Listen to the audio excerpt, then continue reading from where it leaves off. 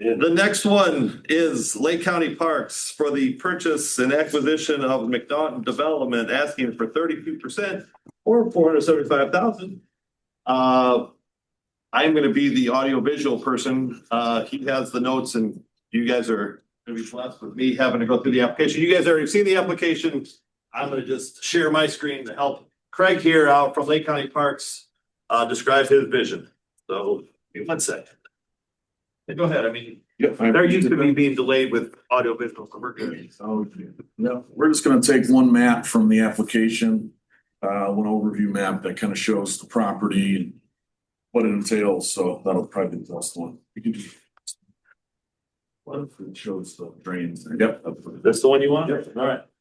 Holy cow. Whoa. Got you. All right. Thank you, everybody. My name is Craig Zanstra. I'm the Planning and Natural Resource Superintendent for Lake County Parks and Recreation. To give you a quick site overview here, this would be our future Lake Hills site, basically 77th Avenue to the north, Klein Avenue to the east, Austin Avenue to the west, and then 85th Avenue on the south. You've helped us previously on the initial 100-acre acquisition, the Saros tract, which is the chunk in the middle from 77th to 85th. Also assisted us with the Spurlock track at 85th and Klein. And then also recently with the Harvest Ridge Church track at the. Those aren't on this map though, right? Yeah, they're all there. They're in the green. They're In the green. Yeah, on the green. Okay. Yeah. So, and so the green was corner 77th and Austin. We acquired that one as well, which is part of that large wetland basin that's been in several of your past watershed management plans. So, anyways, with that, also looking at it from the geographical perspective, Turkey Creek. This is a headwaters area for Turkey Creek. Effectively, Turkey Creek splits at 77th Avenue. From 77th Avenue west all the way past Austin Avenue. That's a legal drain, Turkey Creek is. And then as it goes east, it's not a legal drain. However, it goes through Chapelon Cemetery back towards the Pensa Greenway up the Grand Canyon, which is a large stormwater area for the town of Schererville. And if you look at it, where the Spurlock track is at 85th and Klein, that lateral actually starts right there in the Spurlock track, goes underneath Klein Avenue. There's wetlands on both sides.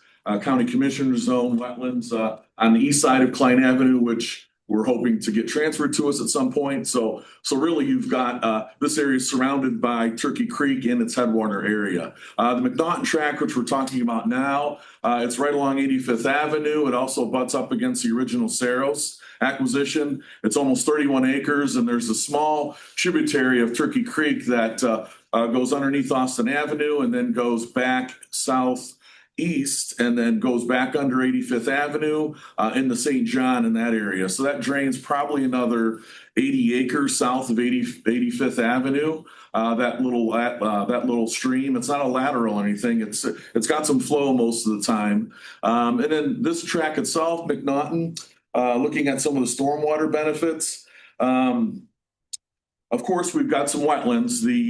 Probably of the 31 acres, I think about 15 acres would be considered wetlands. Of those wetlands, though, a lot of them are isolated. So if it would be developed, you'd probably be able to lose those wetlands either through mitigation or whatever would be allowed by the state or the county or whoever. So the other 15 acres, the west 15 acres, is pretty much heavily wooded. It's got large oak, hickory, walnut on it. It's got a couple isolated wetlands in there, and of course that's where the stream goes through. The east 15 acres, that actually has two homes on it along 85th Avenue that are now abandoned. They were rented out. There's one barn there as well. Those would be just taken down. There's also several wetland pockets between 85th and that Saros track. One very large wetland a little bit right on the boundary, the north side of that east 15 acres, which is already protected on the north side through the county park, but some of it does go onto that 15 acres as well. So looking at the benefits there, of course, you've got large trees, deciduous trees. Those large hardwoods take a lot of storm water in. There's some statistics behind it where you're getting, thousands of gallons of stormwater each year that those trees soak up and use. There's no doubt about it. The wetlands on the site will be able to store water after large rain events, hold the water, slowly release it over time, which is critical for not just the wetland and the stormwater values, but just for water quality downstream. You're not releasing it quickly, you're holding it and slowly releasing it over time. And then also with the drains that go through here, you look at the whole site now, it's, with the McNaughton acquisition, this would push the site to almost 160, 170 acres, with the property that would be transferred from the county commissioners. And a couple of other acquisitions we know we can do here. We'll be pushing a 200-acre site here. So that in itself, you look at all 200 acres together, that's a lot of stormwater that's going to be held. Also, we've been talking with Chapel Lawn Cemetery. They're going to be selling some easement between that southeast track along 85th and Klein to be able to connect both parcels together, which would effectively connect the McNaughton track with Spurlock, and then also would allow some time for a trail to come from the southeast corner of the site, but I'll get into that in a minute. And then also mentioning Chapel Lawn Cemetery again, they're a great neighbor. They work with us to have access to the county park through the cemetery. They've also got some storage areas and some wetlands that we both own in common. And so we've already talked to NOAA. That's National Oceanic Atmospheric Administration. They have some grant money available that we've been looking at using along the Little Calumet River, some of our Little Calumet collaborative projects. And so this site, we're looking at doing some structures on the cemetery to help store more stormwater, also remeandering Turkey Creek along that northwest side at some point. So over time, I think there'll be some other projects that could go on that will help even store more stormwater. Looking at the recreation, well, I'll mention this too, as far as the green infrastructure goes, this is what this really is green infrastructure that is probably your highest, as far as your best long-term, low-cost stormwater storage. Once the property is acquired, it's going to be doing its job in perpetuity. There's no other issues needed as far as no inputs or anything else to do its job. It's going to be doing it. As far as St. John Township goes, this would be probably the third largest area of open space in St. John Township. Hoosier Prairie is the largest. Then you're going to have Oak Ridge Prairie, and then this will be right after it. So looking at St. John Township in particular, especially the west side of the county, everybody drives through. There's a lot of development going on. There's very little conservation happening. This is one of those sites that's going to allow us to have a large area of open space in the middle of an area that's developing rapidly. So that will be benefit to a lot of people. Looking at the recreation side of things, it's very possible that we'll be able to get a trail from the northwest corner of this site at 77th and Austin all the way down to the southeast corner at 85th and Klein. Schererville Heights subdivision. They have some parkland at 85th and Klein, but on the east side of Klein Avenue. They've already talked to us, and that would be a great area for a trailhead. So effectively, you'd have a trail that would perpendicular across this entire site. So for people and for recreation and programs, park programs, everything else, it would be a large area for people to enjoy. One of the biggest things we get from people now in Lake County, they want areas of open space where they can get in nature, enjoy solitude and peace. And this would be one of those sites. Also, from a trail perspective, there's a lot of grade change here. It's Lake Hills area of Lake County. It's aptly named. From 77th to 85th, there's probably about 50 feet of grade change. So any trails that go in the site effectively will go up and down, but you will have a lot of grade change where, having the public out there, it leads a lot of interest for people recreating. And also that's what leads the site to having a lot of wet pockets that hold water after storm events. So it kind of goes both ways. As far as quality of life, with open space, that's a given for helping with the quality of life. This area especially, there's still a fair amount of people along Austin Avenue and other places that still are on groundwater yet and are in wells. So, having this site, helping recharge some of the groundwater, also some of the wetlands along the site here too, that'll help with recharge and letting that water get down back into the water table. So anybody in a well is going to appreciate more of the open space being preserved in this area. Also, any of the quality of life issues, your physical, mental, And emotional health is definitely improved by being out in open space and nature. It's been a proven fact, so that would continue. Private property values. Any of our open space, any of the county park sites that we have, any adjacent open space, sees a direct benefit in the value of their land because of the county park that they're next to, especially sites like this that are quiet and nature-based. That's where people want to live up against it. There's no ball fields, lights, things like that. So they get the benefit of the open space and then also the solitude, and it helps their property value. Also water quality benefits. Turkey Creek is on the IDEM 303D list for being impaired waterway. So this is one of those projects that honestly you can put in here that's going to slow that water, like I mentioned, hold the water, slowly release it, and really helps benefit water quality downstream because you're not releasing it so fast. And so for Turkey Creek, I think that's a great thing. You know, there's open space up and down Turkey Creek, but this would be one of the places, of course, in the upper parts of the watershed that would hold water. So I think that's just as important as some of the midstream or even lower stream areas of storage.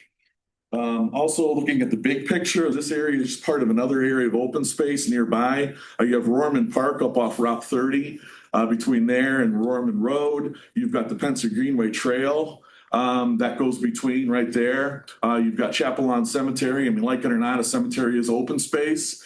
So this area, if you look at this chunk here in that area, there's a lot of area here that would be kept open and not developed, which you don't see a lot of that around here. You got the Lake Hill site, then also downstream to the southwest, you've got the Lake Hills Park site that the town of St. John manages. There's probably a good 70 to 80 acres of wetlands and also Gulf Lake there right off 85th Avenue, which is real close to this. So you've got several areas of open space all in line here, which, add a lot to this part of the county. Also then looking at the budget for it, we've got, of course, the request here to Locale Commission, and we have been, of course, very thankful for the help you've given us on this site and other sites in the past. We've also got some opportunity with an upcoming Indiana Coastal Grant. So we'll be requesting $500,000 from them for that. And then we've got a couple other sources that we're looking at, and I think we can get them for the last $500,000 basically to get this project done. So, and if we have to, we've done in the past on 2 of these projects where we work with the Conservation Fund where they help buy the property for us first. And then as we get our funds in through grants and other awards, then we pay them back.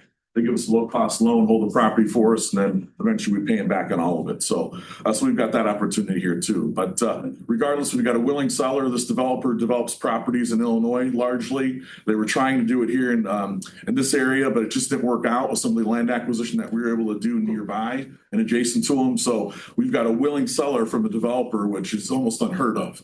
I've not seen that ever in my years here at the park. So I mean, it's something, it's an opportunity that we want to try and take advantage of. The site will probably get a little bit larger, but this piece of open space in this area, I think would be a win-win. Any of the acquisitions we've done here in the past, the residents in the area, we've got multitudes of comments through Facebook and other places where people were thrilled to know that there's an area in St. John Township that's not going to be developed. So more of that, and I think the public really supports it. So glad to answer questions. How much do we pay for the previous acquisition per acre? I'd have to dig that up for you, but I could get that for you. I had a similar I question. think you helped us 200,000 on the Ceros, and that was, I'm talking overall. I'd have to get that number. Yeah, for you. that's fine. And then I'm looking at the breakdown here that you provided, and 500,000 was from DNR, state parks, and then you had a compilation of NOAA, DNR, nature. How much money is the Parks Department putting into this deal? Well, we've Based got on some what I'm funds seeing here, available it's through not our much. cap. Yeah, we've got some funds available through our cum cap fund, so it's very possible that the county park board puts in a couple $100,000 on this one as well at the end of the day. So, that's what we're looking at from the county park side.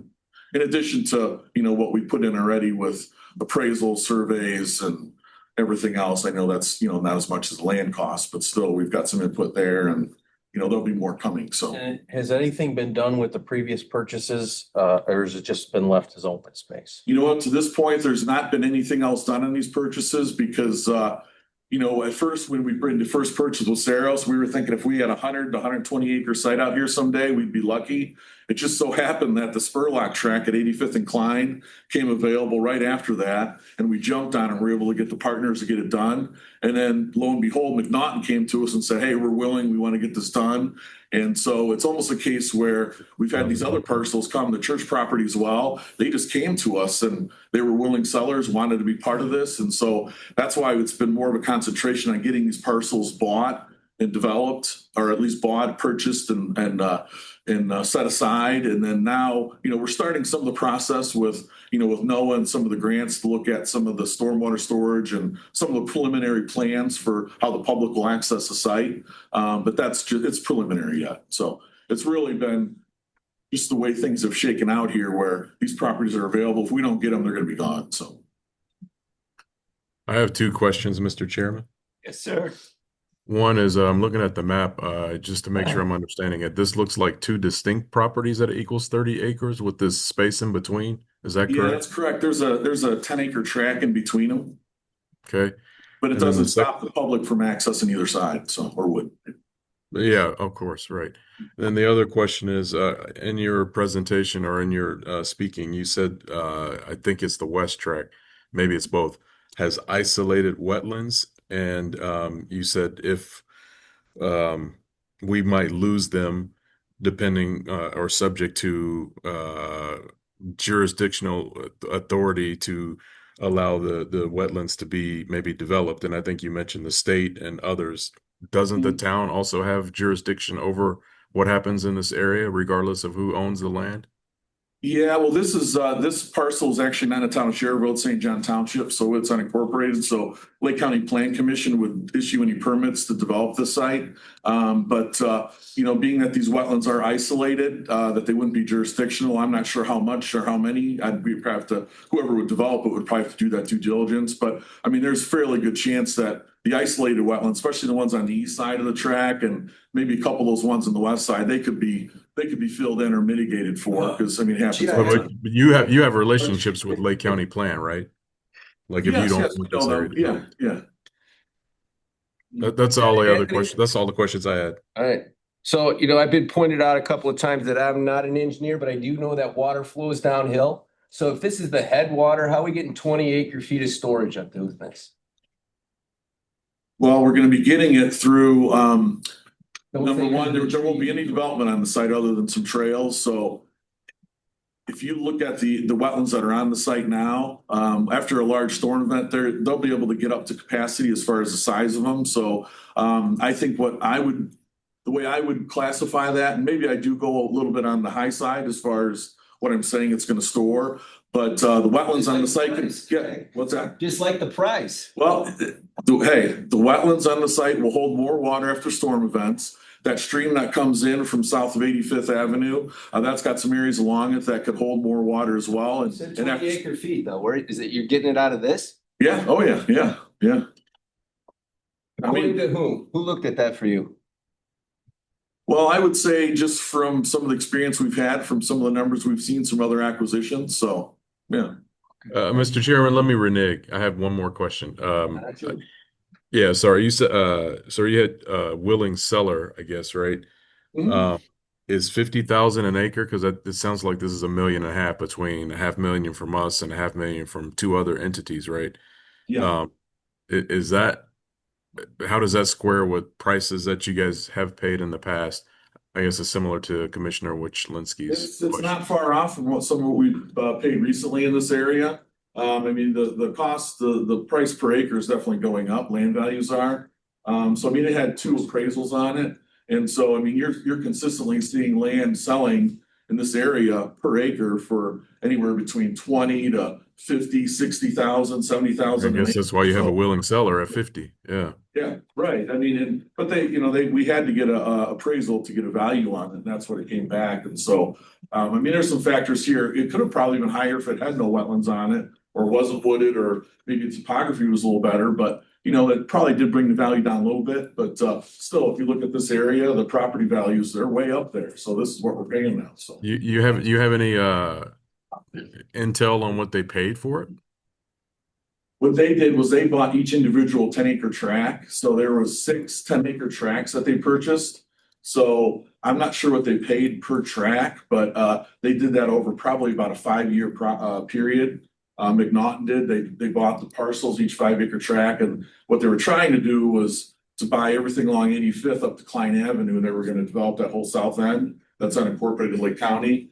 But then the seller at Spurlock on the corner, she didn't want to develop, and she was a willing seller for us, and we bought it. Once we bought that, and that parcel Yeah, that's in the locked middle, them out. that other 10-acre tract, they weren't going to sell either, so they were kind of stuck at that point. But still, Was that a recent 5-year period, or was it like 20 years ago? no, it was just in the last 5 years that McNaughton's been Roger. working buying this. Yeah, just this Thank week you. working with them now for just about the last year. So up Okay. until about a year ago, they were actively buying right there. Thank you. Yeah. Any other questions, gentlemen? That was the one I just, how long have they owned it? Any other questions? Thank you, sir. Not, Thanks. Oh, how long? yeah, That's a 5 years. I would say probably from 5 years ago till now. So probably about 5-6 years total. They've owned these 6 parcels. And they weren't gonna do any development unless they owned it all. Yeah.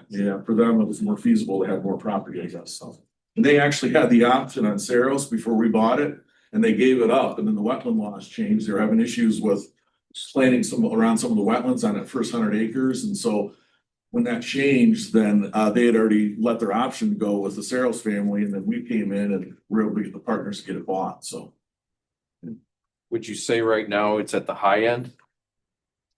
as far as the cost per acre, Yes. I would say it's probably middle to slightly middle as far as like the scale, 0 to 100. So I mean, I would say 50 to 75% as far as values go in that area. It's not 100%, it's not the highest, but I would say it's in that half to 3/4 range. So, yeah, Any other questions? Thank you, sir. you're welcome. Appreciate it.